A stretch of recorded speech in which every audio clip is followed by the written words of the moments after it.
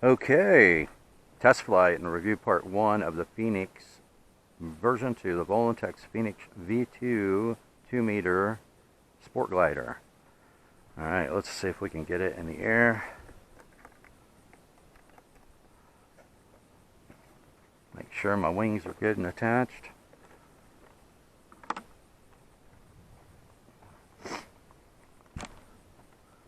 Okay, largest wingspan plane I have ever flown. See if we can get it in the air.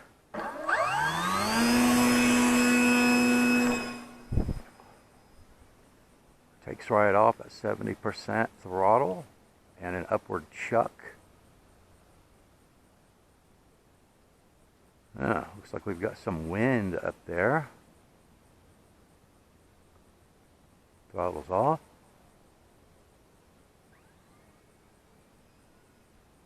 I just have a 3S 1300 milliamp hour 30C LiPo in it. I just wanted to see if I could, I was surprised that I could get throttles off.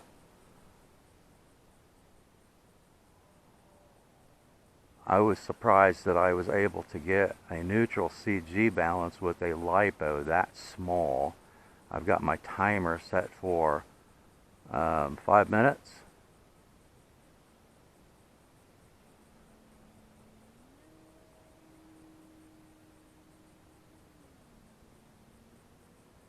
Wow.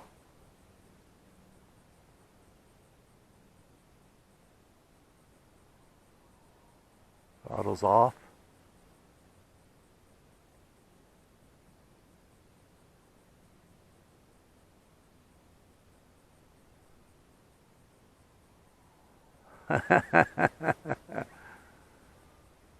Anybody yelling at me yet? I see the sun's pretty close. Alright, so I want to check out my flaps when we come back through here and put in half flap. Okay, I didn't see it balloon up. It is climbing a little bit at cruise speed. Alright, let's bring it back through here again and put in full flap. Okay, there's full flap. Throttle's off.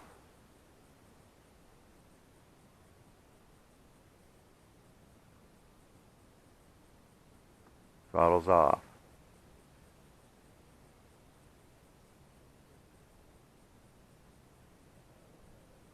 Not bad.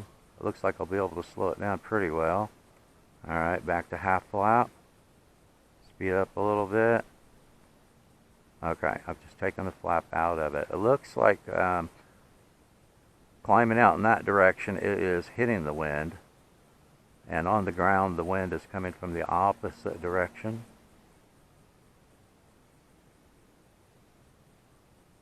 It seems to be balanced pretty well. Throttle's off.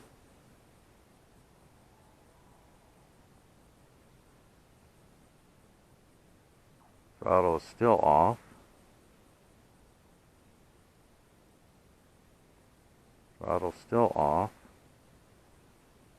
Throttle's still off. Oh, that's pretty slick. Okay, so I want to do a climb up here, get some altitude, and then I want to cut the throttle and just see how well it glides, just using the rudder to steer it. Alright, so throttle's off. I'm just using rudder here. Just using rudder. I'm going to make a wide sweep.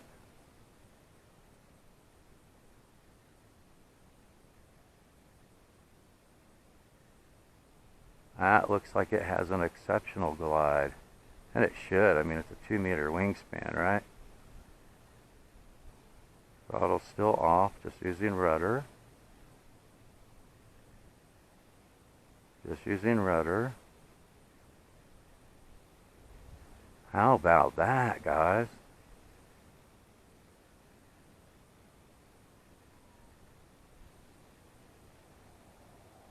Oh man, I tell you what, this this is a pretty nice plane for the price. I think it's a good value for what you get from what I've seen so far. Look at that.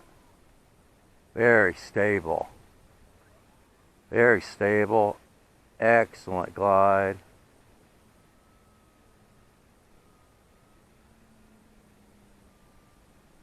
Alright, so I don't know how much more time I've got on my timer. Let's see what the roll rate looks like. I want to gain some altitude.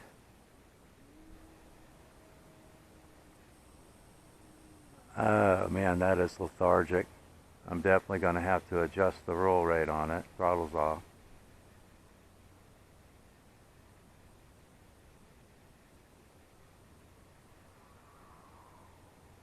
That is awesome.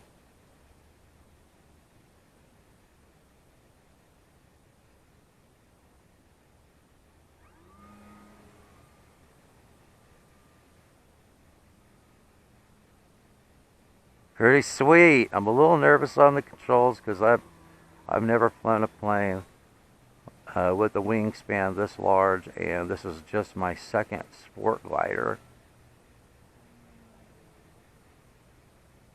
But it handles exceptionally well.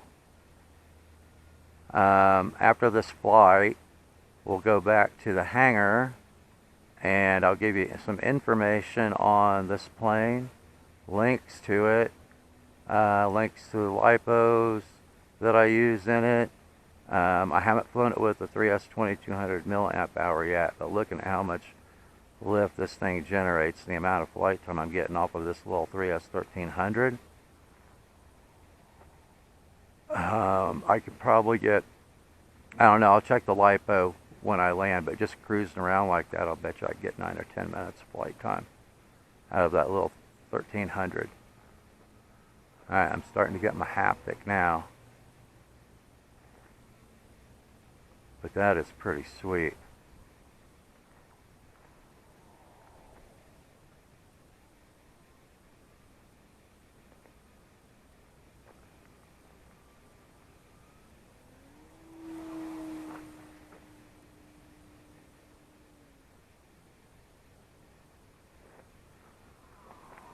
Whoa.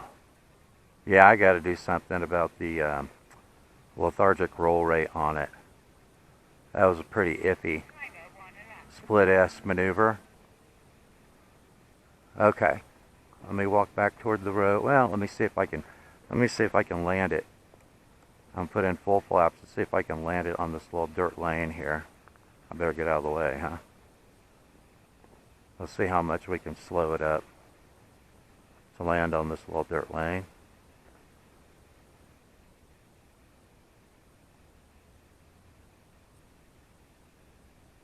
Can I make it?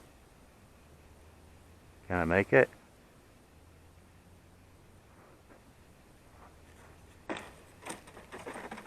Oh, it's so rough out here. Alright. Well, those flaps really slowed it down quite a bit to get it back on the ground. So that is absolutely awesome, man. I'm going to have fun with this plane. 3S 1300 milliamp hour is all the larger battery you need to get a neutral balance on this, and the CG seems to be right on the mark. So I'll see you guys back at the hangar. I'm pretty darn impressed with this plane so far. Okay, some information on the Volantex Phoenix version 2 2-meter wingspan sport glider. I'm going to give you some information on what came with it, what you need to do during the assembly, amp draw, and one simple modification that I made to the plane before I threw it in the air the first time. Now, I am very impressed with this plane, especially at the price that you can get this plane at. That's the reason I pulled the trigger on this plane. Nobody sent me this plane for review. I purchased this plane. I pulled the trigger on it because it looked like it was going to be an exceptional value for the price. And after flying it around today, I think that yes, this is going to be an exceptional value for the price. So I will have links to the plane, I will have links to the LIPOs that I use in the plane, spare prop assembly, and then later on I'll provide links to all the spare parts as well. But it comes with one bag of 6 screws. All 6 of those screws are going to be used for the tail and horizontal stabilizer assembly. The tail vertical stabilizer just slots into the horizontal stabilizer. You've got 2 screws to hold that assembly together. And then there's a saddle mount for this entire assembly that goes over the back of the fuselage. And you have 2 screws on either side. Now, one thing that I do, because I read somewhere that thread lock will weaken plastic. So I don't use thread lock when I've got steel screws going into plastic, which is what they're going into. What I did do was I took some rubber cement, some Elmer's rubber cement, and a little cheap paintbrush, and I coated the threads of the screws with rubber cement before I installed them into the horizontal and vertical stabilizer assembly, and then also the 4 screws that went into the ABS plastic fuselage to keep those from backing out. So I recommend that you do that. So, and then they sent 4 spare screws. Now the only thing that I could see that these screws would go to are the plywood shelves inside the plane. So they sent a pack of 4 spare screws, but that's the only place that I've seen that type of screw. So there you go. And then they sent also 2 spare control horns. That was nice of them to do that. Now you'll notice when you're putting your control horns together that the retaining clip on top, and I also put a little bit of foam cure on the prongs that go through the foam to hold the control horns in, just to make them more secure. But the clips, you'll see the retaining clips. On one side, the retaining clip has like a little 30-degree bevel on the catches for the plastic. You want to make sure that those are facing down when you put those retaining clips on. The bevel should be pointing down, and the very flat surface should be pointing up. Otherwise, they're gonna pop off. So that's how you should put those on. I did measure the amp draw on the plane at full throttle with a 3S 2200 milliamp hour 25C LiPo, and it pulled 22.7 amps, and it comes with a 30 amp ESC, so that's not bad at all. You got plenty of headroom on your ESC. You're not even gonna get close. So this is the 759-2 Phoenix version 2, and it's made out of EPO foam and ABS plastic. Has a wingspan of 2 meters. It has a length of 1,132 meters and a weight of 1,160 grams. Now that says the flying weight without the battery. Well, that's not the flying weight, but the weight of the plane without the battery, it says is 1 kilogram. I haven't weighed mine yet, but I'll get that information. The motor is a 4023 1050 kV motor. I don't know why you couldn't run this with a 4S LiPo. I'm going to put a 4S LiPo in it and see how many amps it pulls with a 4S LiPo, and see if I can use that 10x6 folding prop, and see if I can use that 10x6 prop on a 4S. If not, then I think I'm going to see if I can get a 9x6 prop and use a 4S with it, just to have a little more power. This does have sufficient power with a 3S LiPo, there's no problem. It has a very good climb rate, has a very good climb out, and you can do aerobatics with it. So as far as power, it's fine stock, but you know me, in my opinion, you can never have too much power. So I would like to test it with a 4S LiPo. 30 amp brushless ESC, 9x6, and these are digital servos. And one of the things I was impressed with, even though it says that the flaps are optional, it comes with the servos for the flaps pre-installed. So that is absolutely awesome, and it comes with the control horns, it comes with the servo arms, it comes with the linkage. So the only thing that you have to do is underneath the flaps, there's 2 foam blocks that you have to cut out of the foam hinge. And so you just cut out those 2 foam sections and rig up your flaps, and you're ready to go with your flaps. 10x6 folding propeller. Let me see. And it didn't take much time at all for the assembly. The assembly was very easy. It was very straightforward. There's no problems with the assembly. The main wings just snap in. You've got your servo connectors on your wings come in, and the cables that are running inside the fuselage to the canopy to connect to your receiver, they're labeled. They're labeled, I think, H2, H3, H4, and H5. And then of course you have the ESC connector for your throttle.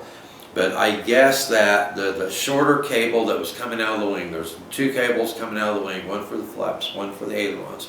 I assumed that the shortest cable was the ailerons, since the aileron servos are further away. And I guessed right. So the aileron servos have the short cable coming out of the wing, the flaps have the long cable coming out of the wing. So as long as you connect those to the same labeled numbers on the cables that you connect to on the fuselage, use those same numbers, connect to your receiver, you're good to go. And also all the connections are wide at the receiver, so you only need one channel for your flaps and one channel for your ailerons. So you only need a 6-channel receiver for this plane because it's only using 5 channels, including the flaps, which is awesome. Because the largest receiver I had was a 7-channel receiver, which I've got in there. But I'm only using 5 of the channels, so a 6-channel receiver will work great. Okay, so I talked about coating the screws with rubber cement. I talked about the aileron and flap servo connectors. Go around and make sure that all of the screws are secure. And oh, you know what? I just saw the spare screws that they sent. Those 4 spare screws are also the same type of screws they use to secure the servos to the fuselage. So you need to go through and make sure all these screws are nice and snug. Don't leave anything. Don't assume that they're going to be tightened all the way down. Okay, go through and check everything, because there's several screws holding the fuselage together.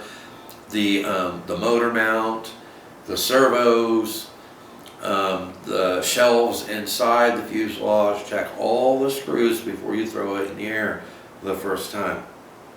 Okay, so the stated CG, and the CG is marked underneath the wings. That seemed to be right on the mark.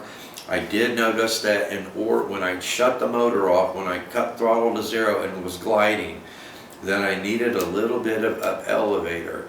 So I trimmed in just a little bit of up elevator during that flight, and it maintained nice level, you know, attitude when it was gliding. Otherwise it dropped the nose a little bit too much.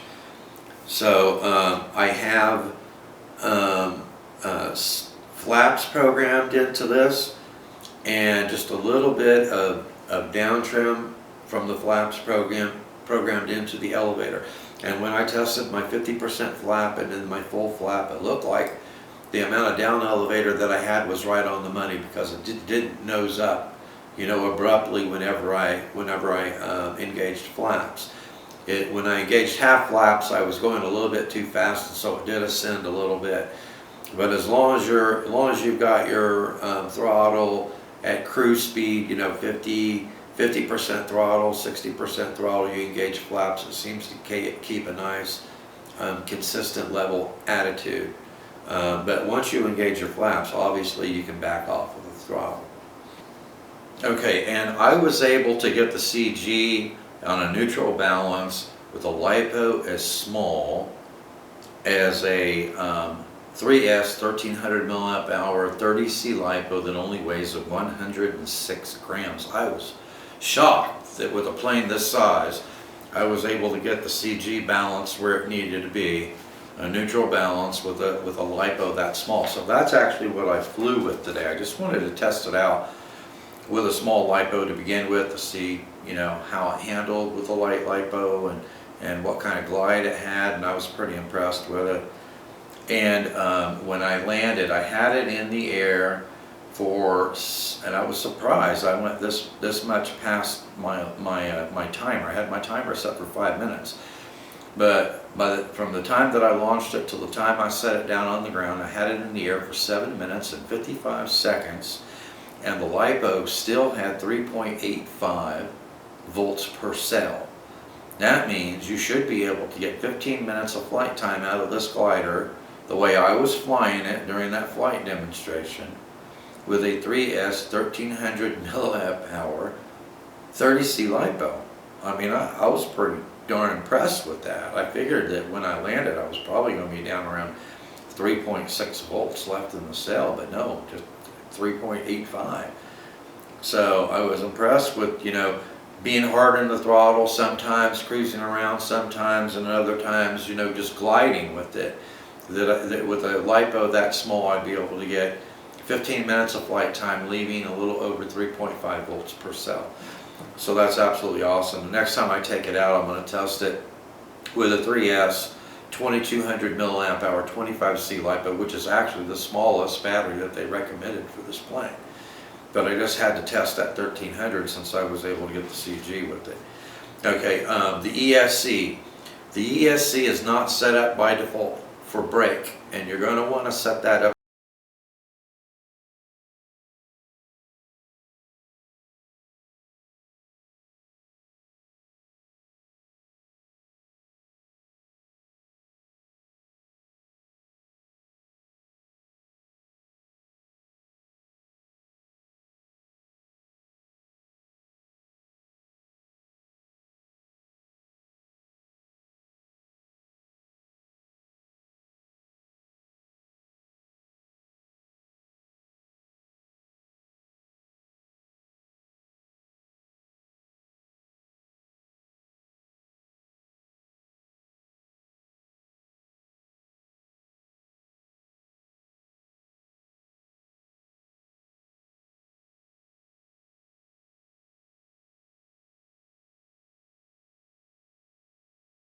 Four battery packs today, and the tips of the wings got scuffed up pretty good just after 4 landings. So I'm going to be putting wing protectors on mine. If you land in grass, you won't have to worry about that, but I've got to have it for mine, and I love the fact that it has a landing wheel on the front of it.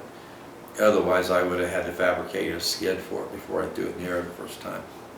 So I love that. Failsafe. And in the show notes I'll also have a updated manual for the V2. Apparently they had a V1, I guess, and then a V2. And the manual that I downloaded says it's an updated manual for the V2. So I have a link to it in the show notes as well. So you can download a digital copy of the manual, a digital copy of the manual for the plane, and for the ESC. So they're both in the show notes. If you want access to those, download them. Okay, so for the failsafe, I have mine set up for failsafe right now. You know, the motor will shut off, the ailerons will go to neutral, the elevator and the rudder will go to neutral, and I have 50% deployment on my flaps for failsafe. Now, after gliding it around out there today with full flaps deployed, with the amount of elevator down trim that I have in it for the flaps, that worked out really well, and it glided nice, and it slowed it down at the same time. So what I'm going to do for my failsafe is I'm going to have the flaps fully deployed, and then I'm going to put in just a little bit of left or right trim into the rudder for the failsafe, so that if I do lose radio contact with it, the plane is just going to do a nice big wide glide all the way back down to the ground, and with the flaps fully deployed, it should slow it down enough that it's not going to get damaged when it touches down, unless it runs into something, you know. But I think that's the best way to set a plane like this up for failsafe. There's no sense in letting it glide straight forever. You might have to travel a mile to go get it.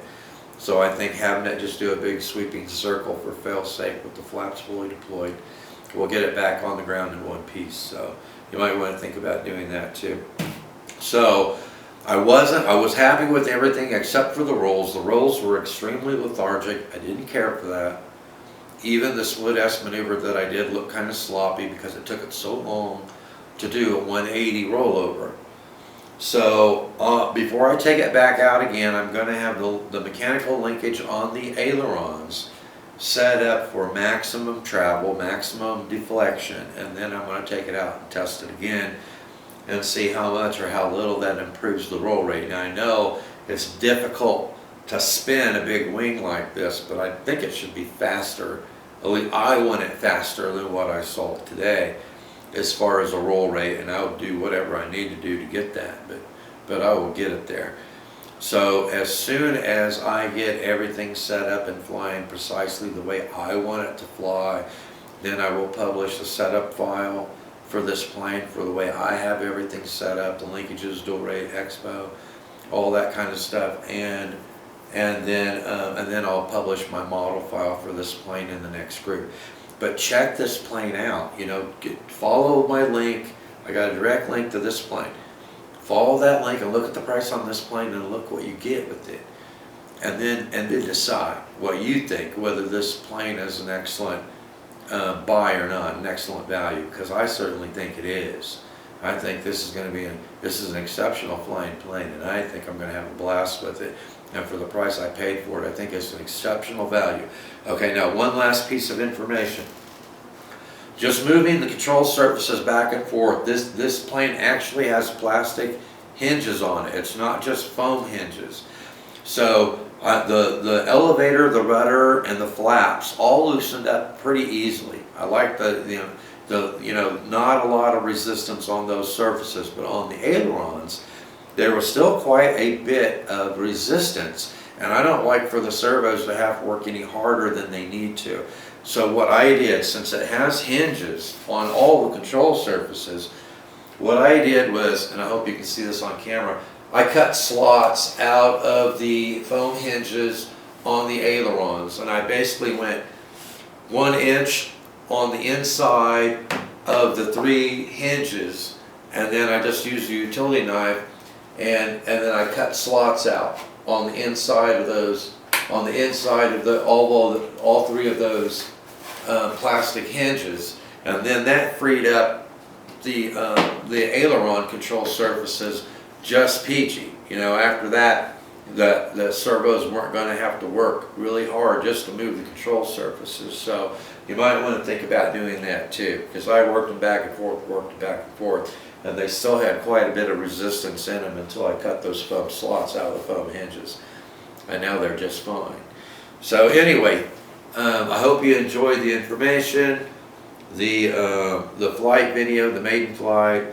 I've got a little bit of adjustment to do on it before I take it back out again. Next time I take it out, I'll also test it with the 3S 2200 milliamp hour 25C LiPo. That's going to add about 65, 66 grams additional weight. Should help it penetrate through the air a little bit better. Man, did it penetrate through the air! It glides forever. So anyway, look for the next review video part 2. Thanks for watching, and I will see you in the air.